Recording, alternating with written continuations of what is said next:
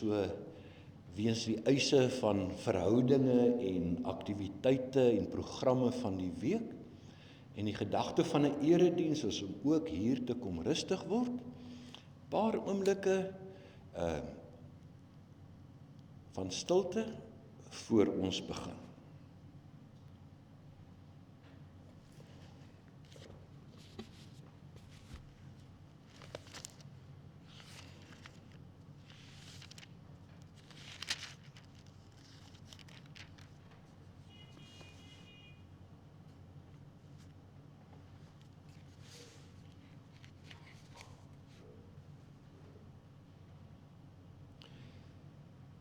Here ons God, ons kom word rustig in U teenwoordigheid, en soos die moderne liedjie sê, soos ons hier sit, die Here het my mooi gemaak.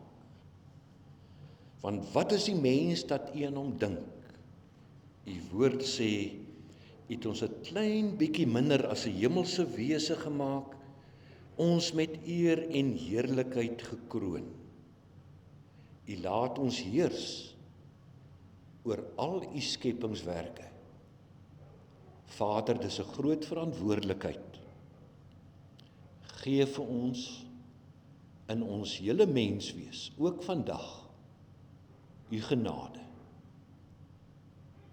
Amen. Geliefdes, omdat ons vir die Here kosbaar is, elke mens, en besonder ook die Here se disippels en gestuurdes hier by mekaar, rus hy ons toe en gee vir ons vars genade, nuut vir elke dag. Daarom mag die genade en vrede van God die Vader, die liefde van Christus en die troos en onderwysing van die Heilige Gees nou en altyd by elkeen van ons wees. Ons kan antwoord op die feit dat die Here se genade so nuut en vars is, en dan loof ons sy naam. Hy is die groot gewer van die goeie gawes, lied 191 se 3 verse.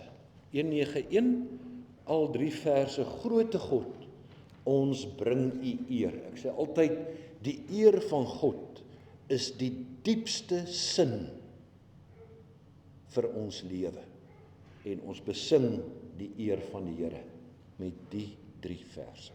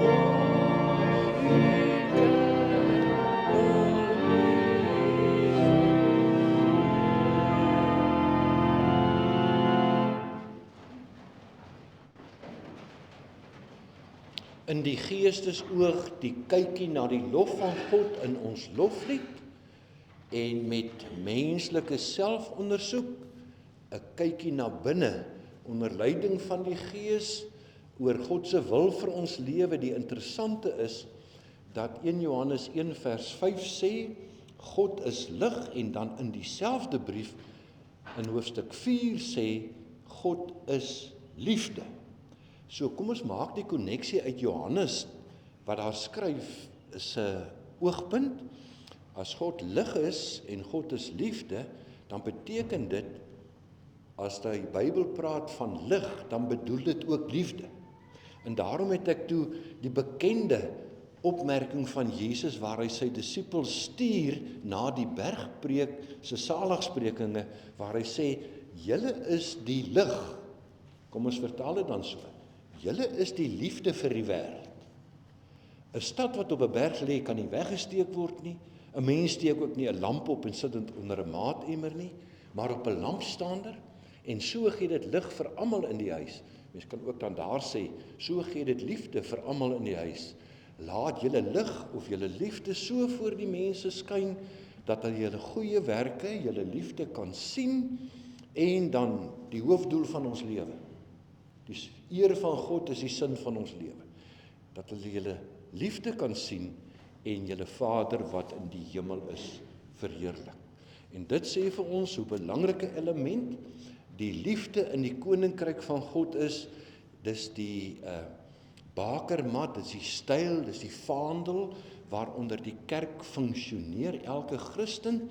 En daarom kom ons sing die lied terwyl ons so sing, Jesus maak van my 'n sonstraal. Ons gaan hom 2 keer sing asseblief. Hy het net die een versie, ons sing hom 2 keer.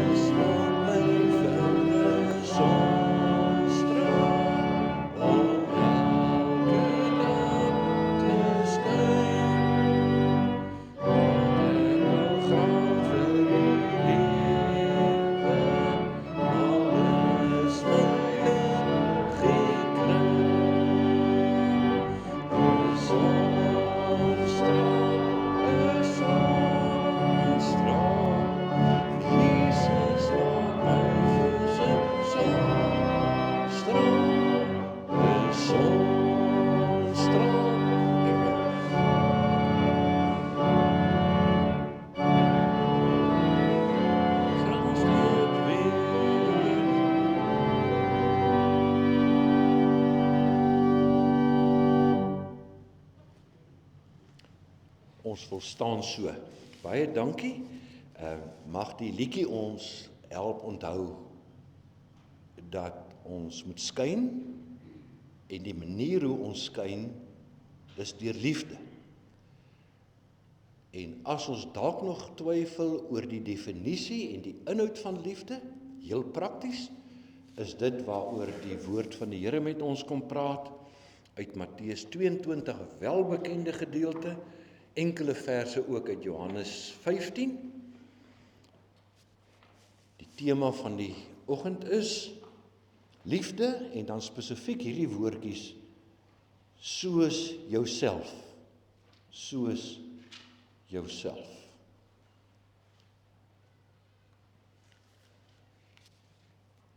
Kom ons bid saam.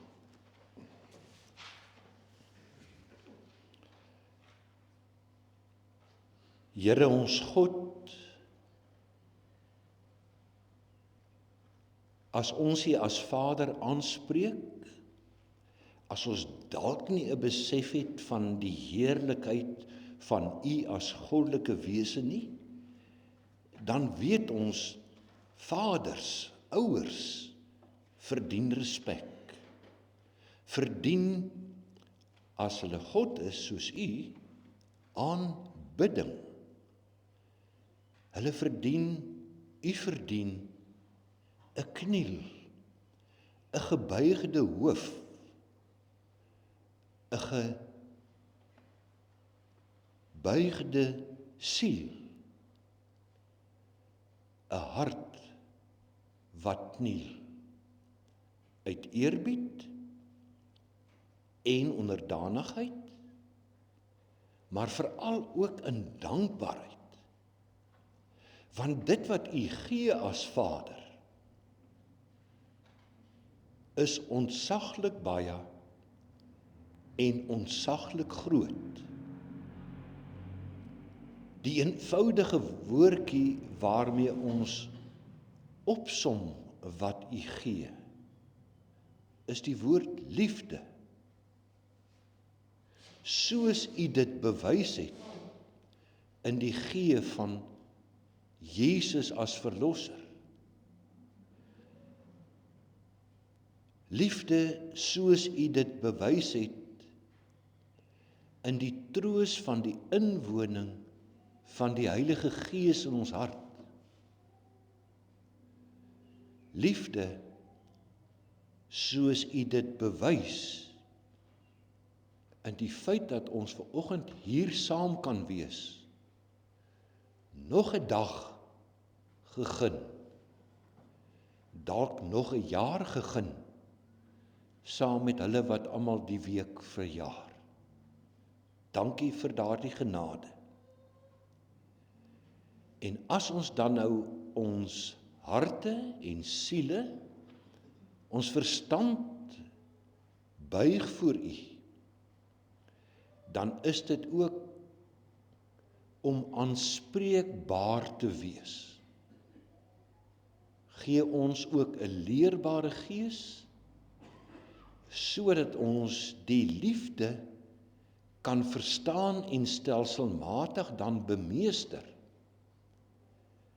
sodat ons Vader, U, wat in die hemel is, verheerlik kan word. Amen. Toe die Fariseërs hoor dat Jesus die Sadduseërs die sweye opgelê het hulle bymekaar gekom en een van hulle, 'n wetskenner, het vervolgens 'n vraag gestel om Jesus te toets. Meester, met ander woorde, hy herken Jesus se rabbieskap, se leermeesterskap. Meester, wat is die belangrikste gebod in die wet? Hy toets vir Jesus of hy sy rabbieskap, sy leermeesterskap werd is. Jesus het vir hom gesê, jy moet die Here jou God lief hê met jou hele hart en met jou hele siel en met jou hele verstand. Dit is die belangrikste en die eerste gebod. En die tweede wat hieraan gelyk staan, jy moet jou naaste lief hê soos jouself. Op hierdie twee gebooie berus die hele wet en profete. Hy sê eintlik die Ou-testamentiese boodskap en onderwysing kan in hierdie gebod saamgevat word. En op 'n latere stadium sê Jesus volgens Johannes se weergawe in Johannes 15, hierso moet ons lief hê, ons naaste lief hê soos onsself, maar in Johannes 15 kom dit bietjie anders na ons toe. Net soos die Vader my lief het, is Jesus wat hy sê, het ek julle ook lief, bly dan in my liefde. As julle my gebooie onderhou, sal julle in my liefde bly, net soos ek die opdragte van my Vader gehoorsaam en in sy liefde bly. Dit het ek vir julle gesê, sodat my blydskap in julle kan wees en julle blydskap volkome kan wees. Hoor nou hier, dit is my gebod. Julle moet mekaar lief hê. Ek dink almal het dit nou al geweet en ons weet dit ook.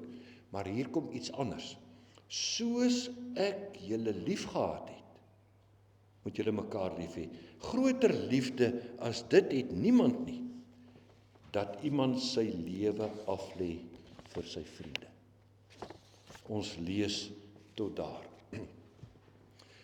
Ek dink dit is algemeen bekend vir ons elkeen, dat Jesus in geen onduidelike taal en met die gebruik van baie beeldspraak en gelykenisse gepraat het oor God die Vader wat hom gestuur het, se wil vir die mens se lewe. Ons teks sê dat die geestelike leiers van Jesus se tyd ook vir Jesus dan op hierdie punt op die proef wou stel en wonder om hom te toets of hy weet wat werklik belangrik is, dis nou natuurlik asof hulle geweet het. En of hy God se wil reg verstaan en dan nou verkondig. Daarom kom hulle in ons teksgedeelte met hierdie vraag na hierdie nuwe rabbi toe wat op die toneel verskyn het. Rabbi, wat is die kern van alles wat God as ons skepper van ons verwag? Wat is die grootste gebod, is hulle vraag. Wat is die wens of voorskrif wat God vir sy kinders het? Hulle wat sê hulle is aan hom verbind, deel van sy volk, deel van sy kerk. Nou oor al die eeue in alle lande, onder alle volke, is dit eintlik die vraag der vrae. Wat wil die Here? Wat wil my skepper met my lewe doen en wat wil hy hê? Hoe moet ek lewe? Wat is sy wil? En ek is seker, ons elkeen het al baie nagedink oor die antwoord op hierdie vraag. Die antwoord, onomwonde duidelik, hier en elders in die Bybel op hoeveel plekke, is die woord liefde. Hier fokus ons nou vanoggend op die feit dat die Here die tweede tafel van die wet, ons liefde vir ons naaste, opsom, ook met beeldspraak om dit te verduidelik, jy moet jou naaste lief hê. En as die mense van sy tyd en ons sou wonder wat dit beteken, wat naaste liefde in die praktyk beteken, dan sê Jesus, kyk doodgewoon na die liefde wat jy vir jouself het. Ons ingeskape natuurlike drang is om te oorleef, selfbehoudend te wees, selfhandhawend te wees. En hierop wil ek vandag fokus. Hoe lyk die natuurlik geskape mens? Want dit is die voorbeeld wat Jesus gebruik, soos ek van skepingsnature geneig is om sekere motiverings of behoeftes te hê. In daardie selfde mate waarop ek daarop gefokus is, behoort ek op my naaste gefokus te wees. Hoe lyk hierdie natuurlike, ingeskape selfliefde wat in ons elkeen is van geboorte af? Let wel, ek wil dit belangrik, hier is selfliefde nie 'n opdrag nie, dis nie nodig dat Jesus hier sê jy moet jouself lief hê nie, hy aanvaar dis 'n algemene waarheid van elke mens om daarop ingestel te wees om te oorleef en om die goeie te geniet. Nou vir hierdie doel, om dit mooi te verstaan het, ek gaan kers opsteek in die vorige eeu by 'n sielkundige met die van Maslow. Hy het 'n piramide van menslike behoeftes, ek sal dit nou wys, opgestel van die basiese tot die hoogste behoeftes of motiveringe wat letterlik elke mens wat op aarde lewe sal hê. Dit is hoe ons van nature deur God geskape is, en dit is wonderlik dat ook die psigologiese wetenskap ons kan help as Christene en as kerk om mooi te verstaan wat Jesus lank terug gesê het. Ek dink dis belangrik dat ons 'n gesonde selfverstaan kan hê, ook met die kundigheid van die sielkunde. Nou Maslow was nie volledig nie, hy het maar begin dink hieroor en die piramide opgestel. Daar is later verder nader gedink daaroor deur opvolgers en ander sielkundiges laat die vorige eeu, en daar's 'n bietjie aanvullings gemaak. Nou meer daaroor. Jy sien die mees basiese behoefte, en dan 'n volgende vlak, en sy teorie is dat die volgende vlak se behoefte gaan nie vir jou as mens so belangrik wees voor die vorige vlak wat meer basies is, bevredig of vervul is nie. Dan beweeg mens na die volgende vlakke van behoeftes. Ek het gedink om ter wille van duidelikheid, 'n kort oorsig oor hierdie 5 en die ander 3 wat daarbo is, net vinnig saam met u deur te gaan, voor ons dit dan gaan toepas op dit wat Jesus sê, jy moet lief hê soos jouself. Ons almal is geneig om onsself so lief te hê. Nou hoe het ons onsself lief? Die eerste basiese een is die fisiologiese behoefte. En kom ons sê vir mekaar, dit is die mens kan dit ook noem, primitiefste behoefte. God het die mens, het nie sonde in die mens geskep nie. Ek het begin met Psalm 8. Psalm 139 praat van ons wat aan mekaar geweef is in die skoot van die moeder. God het na die skepping van die mens gesê, ook van die mens, en dit was goed. Hierdie basiese menslike behoeftes is as sulks nie sondig nie.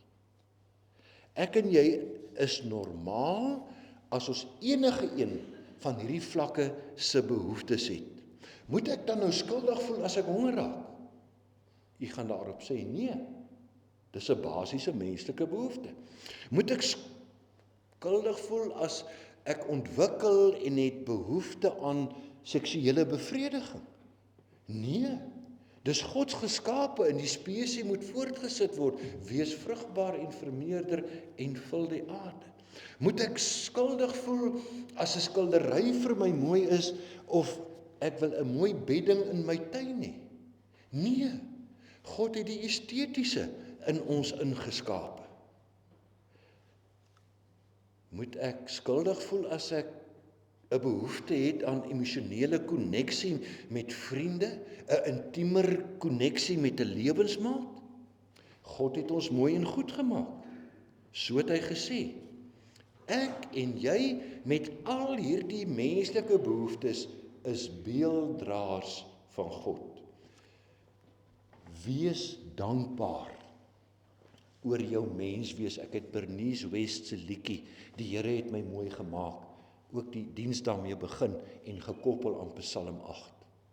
Maar hy het ons nie net liggaamlik mooi gemaak nie, ons is meer as liggaamlike behoeftes. En dit bring my by die tweede vlak van behoeftes, die behoefte aan veiligheid en sekuriteit. As jy nou brood het en al die goedjies, jy kan oorleef, dan kom die volgende vlak, nou wil ek veilig voel. Ons almal kan daarmee identifiseer in vandag se lewe. Ons wil sekuriteit hê, ons wil weet waar ons daaglikse brood gaan kry. Gesondheid en mediese sorg, dink net hoeveel geld word aan mediese fondse spandeer.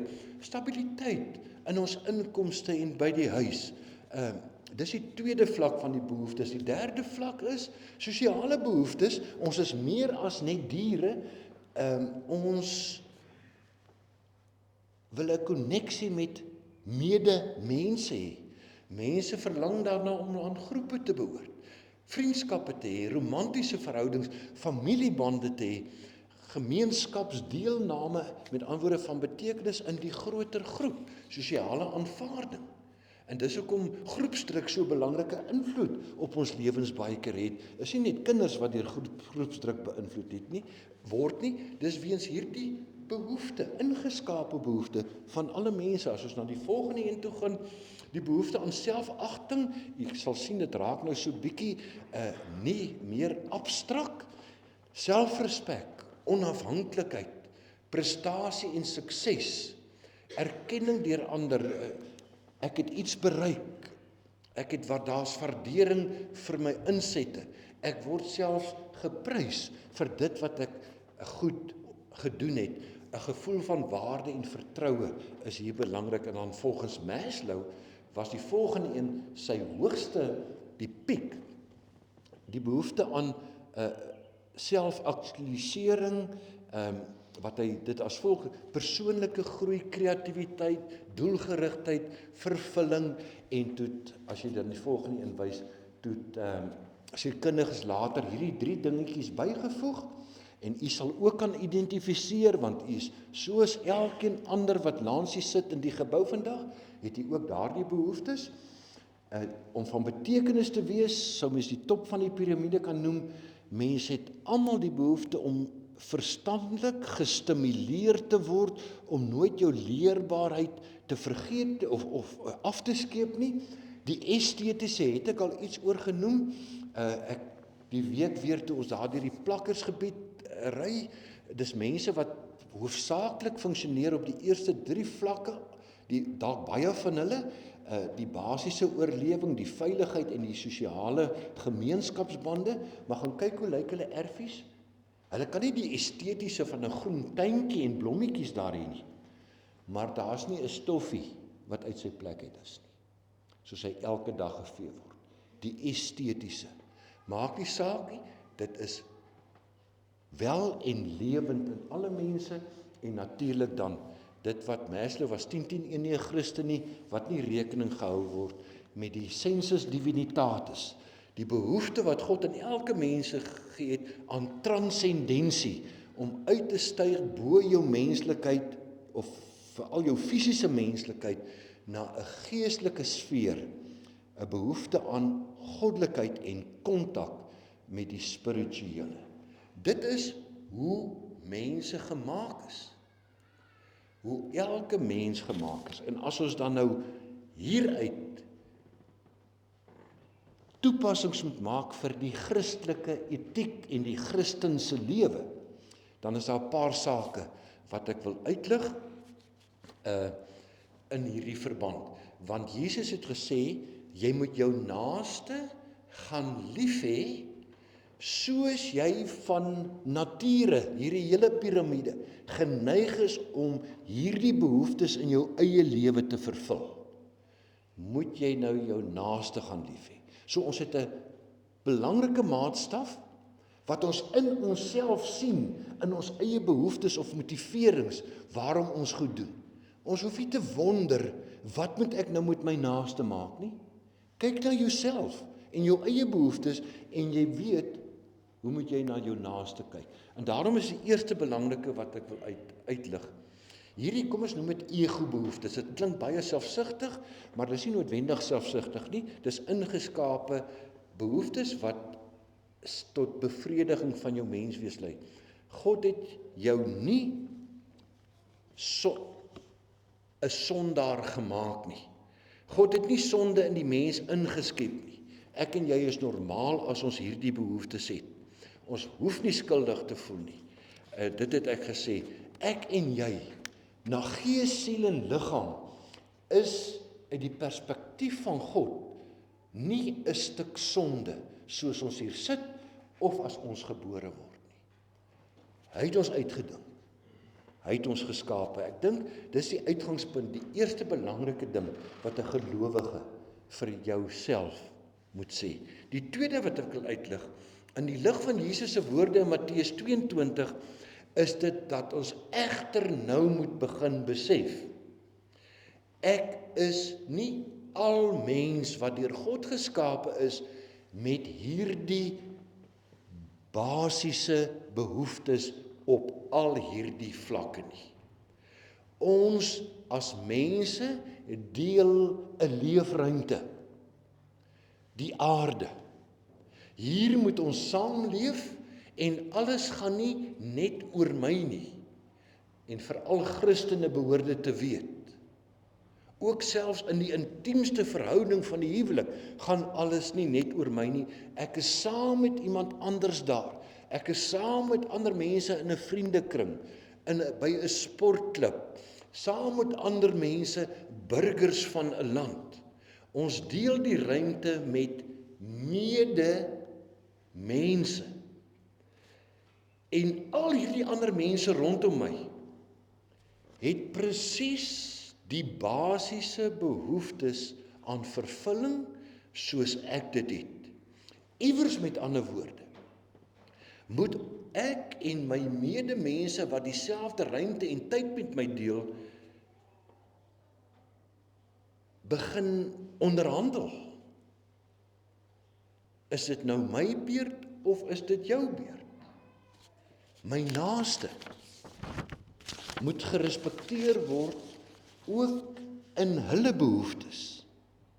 Ons sal moet leer deel En op die harde manier moes ons 'n goeie voorbeeld in ons land se geskiedenis, ons het lank gevat om dit reg te kry, geleer om te deel.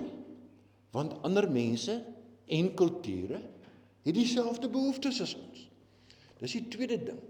Die derde gedagte wat ek wil uitlig, en u gaan dit onmiddellik snap, daar is dus 'n groot moontlikheid vir botsende begeertes tussen my en my medemens, maak nie saak wie dit is of watter vlak nie, wat met waardigheid hanteer moet word.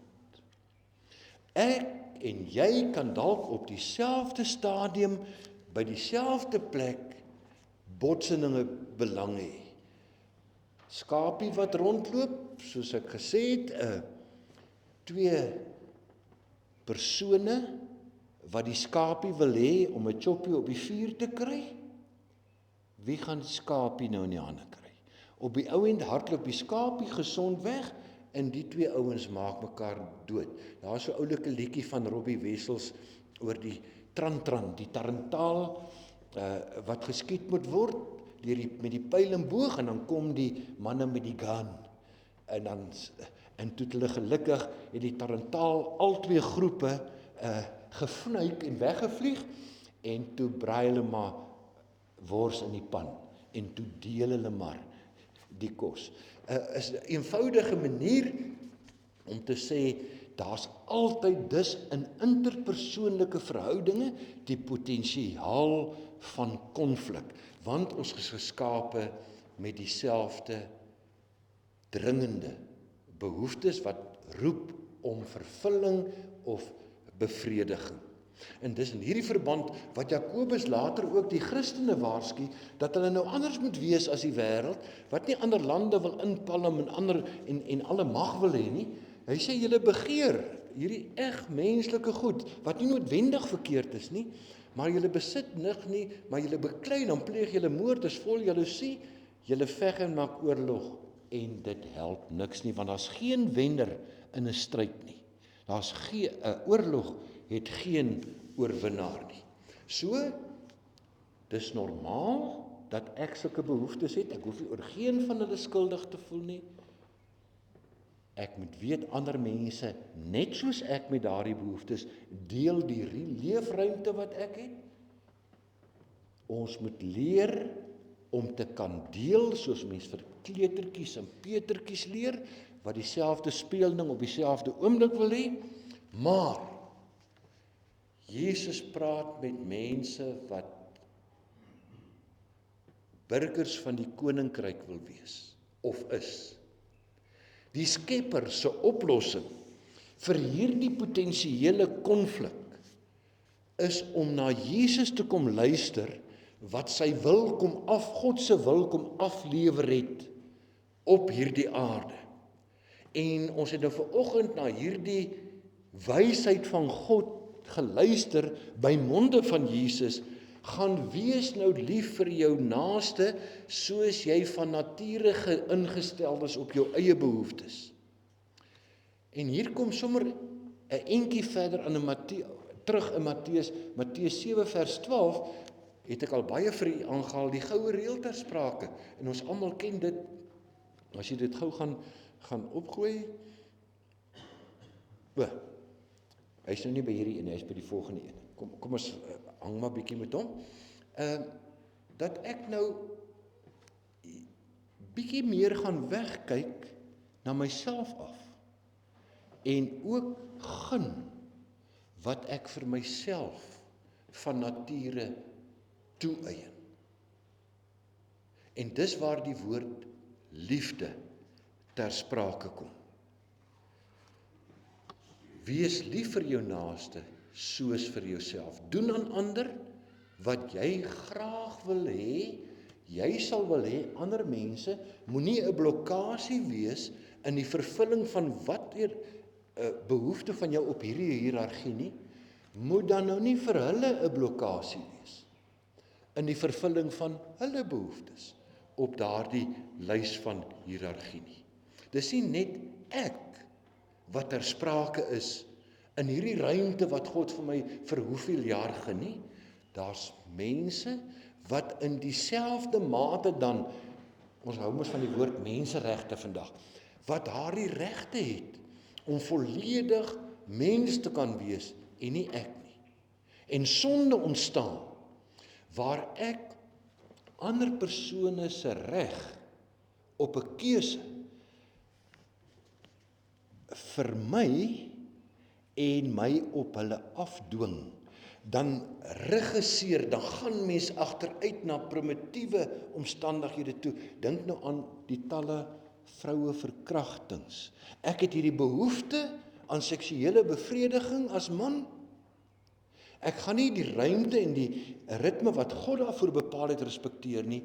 Ek gaan vat wat ek nie verdien en nie reg op het nie by iemand en ignoreer hulle veiligheid en doodgewoon fisiese oorlewing. Jy sien dan, as mens agteruit begin gaan, as jy sê jy's op 'n hoër vlak en jy funksioneer op daai vlak van jou primitiewe drange wat jy selfsugtig uitleef, ten koste van ander, dan is jy op die terrein van die bose, dan is jy op terrein van die sonde, maak nie saak watter faset van jou lewe jy oor praat nie. As daar dus botsende belange is, praat. As jy maar die volgende enetjie opsit. Dit bring my by die teks waar Jesus aanhaal oor homself. As hy vir sy disippels sê in die afskeidsboodskap voor hy weggaan, sy afskeidsgesprekke, ek laat julle dus nou met liefde na. En hy het mos nou met hulle gepraat, julle moet gaan lief hê, soos julle van nature julle naaste lief het. Maar hier sê hy vir sy disippels nog iets meer. Julle moet gaan lief hê soos ek lief het. Met ander woorde, 'n Christen, al is my behoefte nie heeltemal bevredig nie, en al moet ek dalk nou iets offer, my eie bevrediging offer, terwille van my naaste se heelheid, dan moet ek bereid wees om dit op voetspoor van Jesus te doen. Want wat het hy kom doen? Hy het sy hiërargie van behoeftes op die altaar geplaas, sodat ons vervulling kan kry op alle terreine. 'n Lewe in oorvloed, noem Johannes 10 vers 10 dit. Dit het hy moontlik gemaak. Daarom vir die Christen, vir disippels van Jesus soos ek en jy, vir mense wat met God se liefde gestuur is wêreld toe, sodat hy verheerlik kan word, kan ons daai roeping nie volvoer as ons nie soms bereid is om te offer nie, om jouself te gee of iets van jouself nie. En dink nou net, dit is veral nodig aan mense in die samelewing, want ek leef saam met mense in hierdie gedeelde spasie van die aarde, van Bloemfontein, van Westdene, dat ek veral mense sal help wat op die eerste 2 vlakke van hierdie piramide in die nood verkeer, as daar nie basiese lewensmiddele en vlak 2 basiese veiligheid is. Jy sal 'n bietjie gaan kyk dat die meeste welsynsorganisasie of barmhartigheidsdienste van gemeentes en kerke is om die basiese lewensbehoeftes van mense op vlak 1 en vlak 2 aan te spreek. Natuurlik die pastoraat hier by vlak 3 en 4 en 5 kom ook ter sprake. Maar die meeste welsynswerk word op vlak 1 en 2 gedoen. Omdat ons liefhet. Ander soos onsself, maar meer as net soos ons onsself liefhet. Ons moet ook bereid wees vir die tweede myl om lief te hê, dalk soms ten koste van myself, terwille van wat?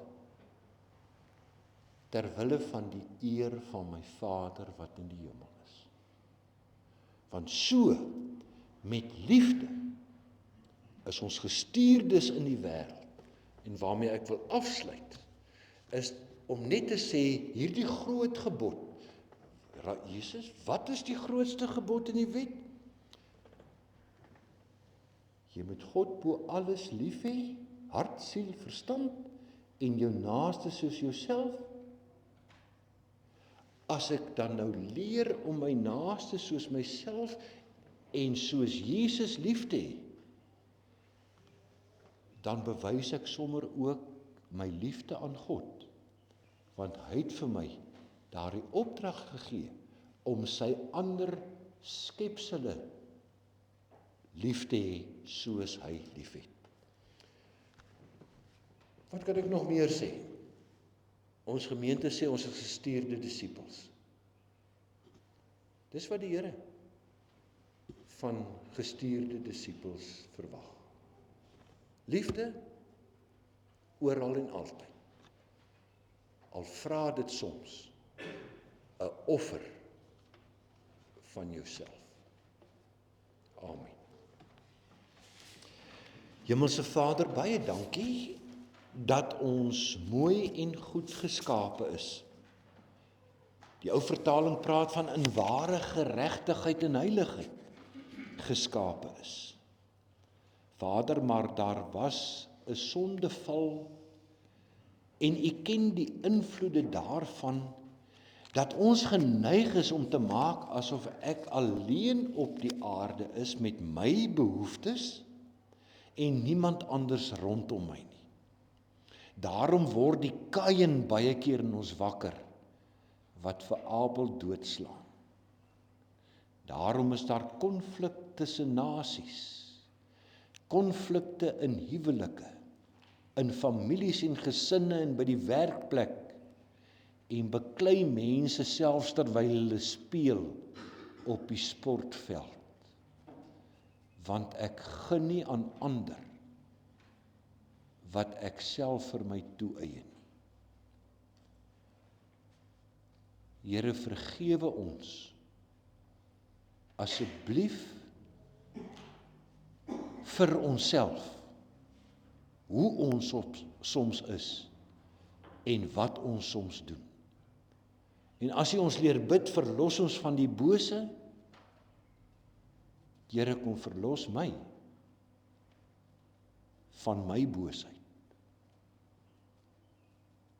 Ons vra dit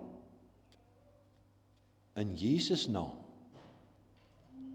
hy wat homself geoffer het vir al ons boosheid. Amen.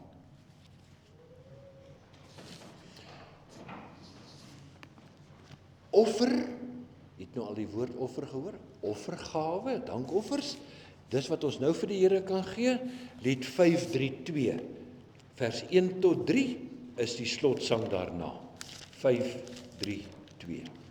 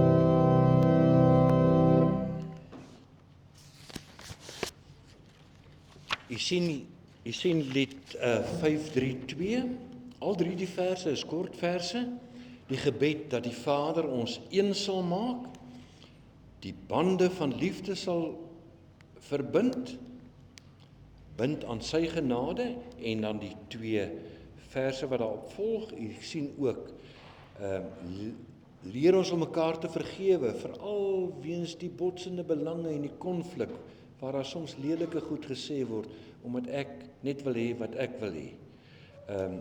Laat ons die hele lewe op liefde bou. Al 3 die verse, lied 532.